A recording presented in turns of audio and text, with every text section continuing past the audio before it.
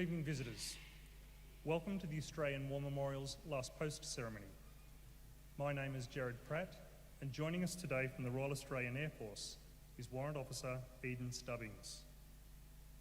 We're honoured to acknowledge Mr. Gordon Ramsay, ACT Minister for Seniors and Veterans, Mr. John King, President, Returned and Services League of Australia, ACT branch. We welcome the veterans who have served, those who are still serving, and the families who love and support them. We acknowledge the members of RSL and Services Clubs Association, RSL Victoria and RSL Queensland, who are watching the broadcast of this ceremony from across Australia.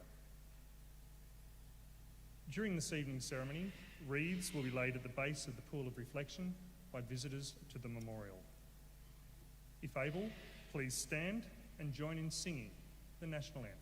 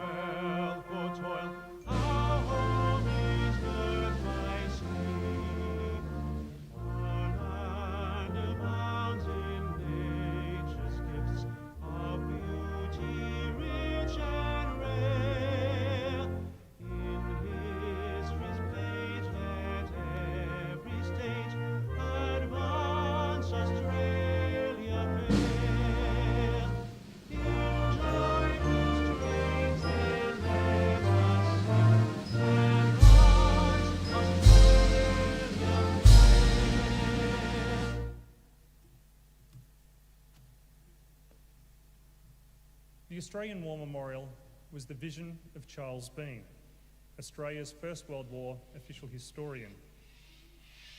Bean landed with the Australian troops on Gallipoli and stayed with them at the front through until the end of the war.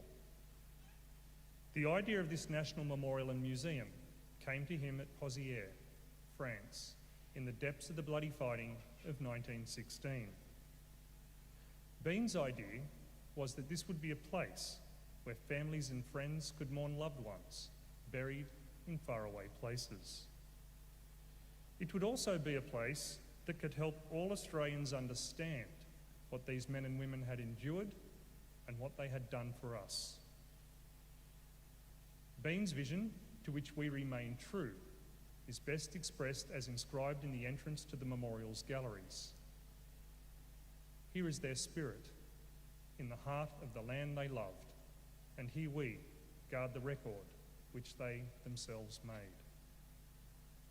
Tonight, we will read the story behind just one of those on the Roll of Honour, which lists the names of more than 102,000 men and women who have given their lives for us in war and on operations for more than a century. But first, we present a lament, Flowers of the Forest. Wreaths or floral tributes will now be laid at the base of the pool of reflection.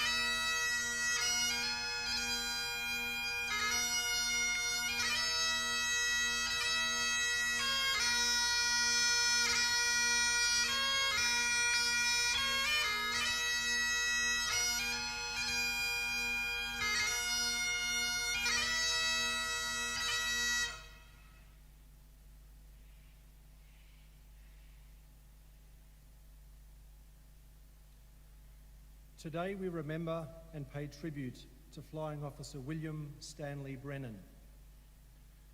William Brennan was born on the 18th of January 1912 in Drummoyne, New South Wales, the son of Alfred and May Brennan.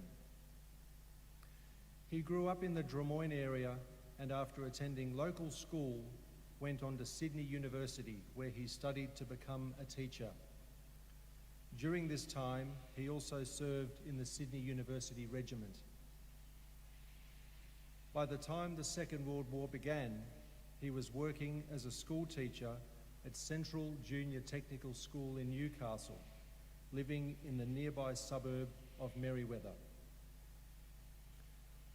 Brennan enlisted for service with the Royal Australian Air Force on the 28th of April 1941 and was accepted for training as a pilot.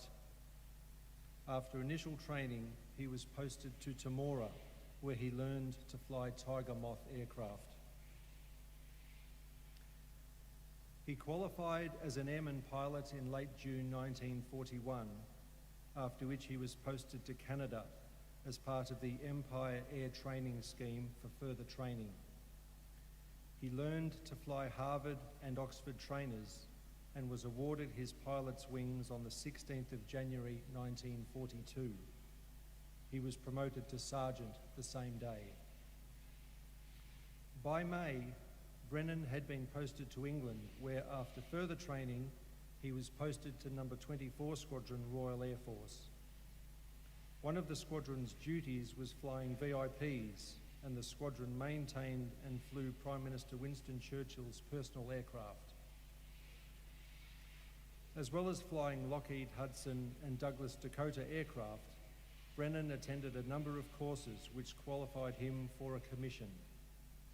He received his commission with the rank of Flying Officer on the 17th of July and was posted to No. 512 Squadron RAF that same day.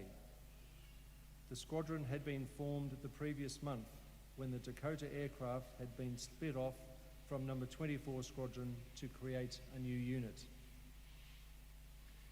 In February 1944, the squadron was transferred to No. 46 Group RAF, which was one of two RAF Transport Command groups tasked with carrying British paratroopers and towing gliders to France as part of the Allied invasion of Europe.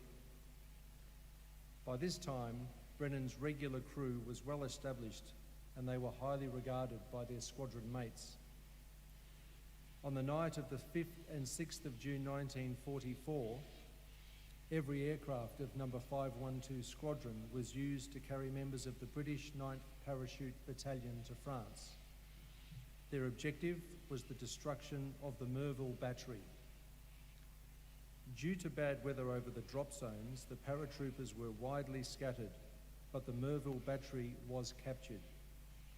All of the squadron's aircraft returned to England, and later that day, they towed 18 Horsa gliders to Normandy before flying resupply operations into the evening. Brennan and his crew, tasked to fly on the resupply operation, took off just after 10:30 p.m. on the night of the 6th of June, carrying supplies for British troops in Sian. Approaching the French coast in darkness, the British marked Dakotas were misidentified by Allied surface vehicles, which opened fire with anti-aircraft guns.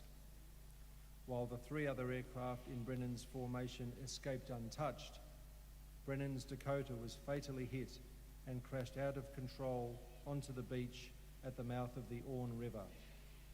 The crash and resulting explosion killed all four men on board.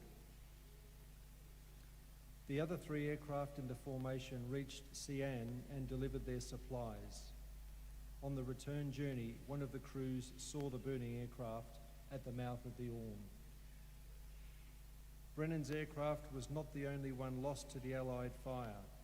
Of the 50 aircraft sent to France on resupply operations, 9 were shot down by Allied fire from sea and land.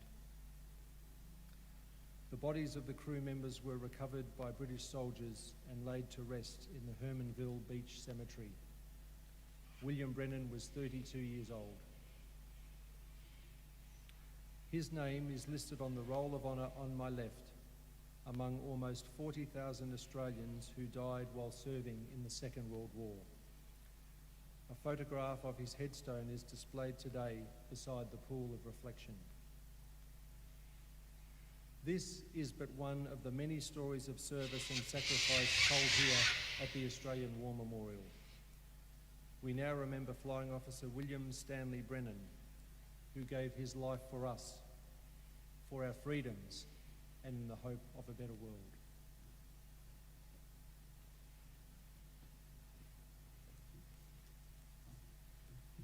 Please stand and remove hats for the reading of the ode and the sounding of the last post.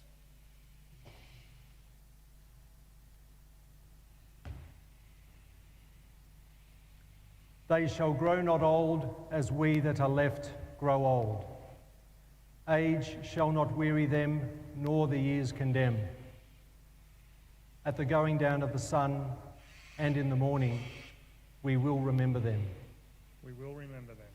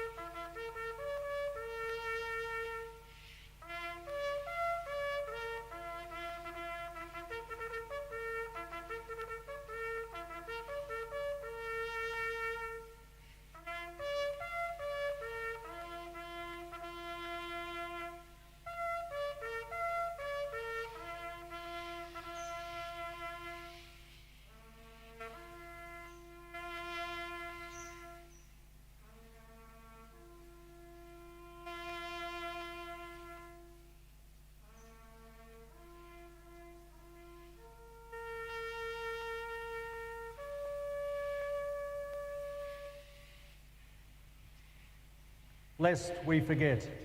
Lest we forget.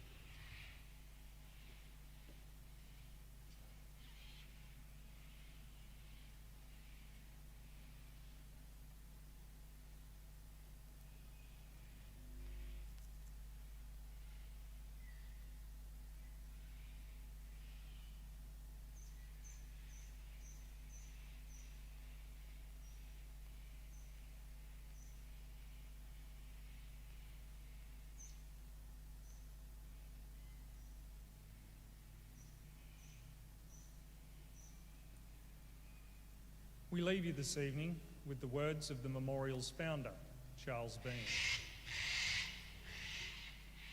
Many a man lying out there at Pozières or in the low scrub at Gallipoli with his poor tired senses barely working through the fever of his brain has thought in his last moments, well, it's over. But in Australia, they will be proud of this. Ladies and gentlemen, girls and boys, that concludes the last post ceremony. Thank you for visiting the Australian War Memorial, and we wish you all a very good evening. Thank you.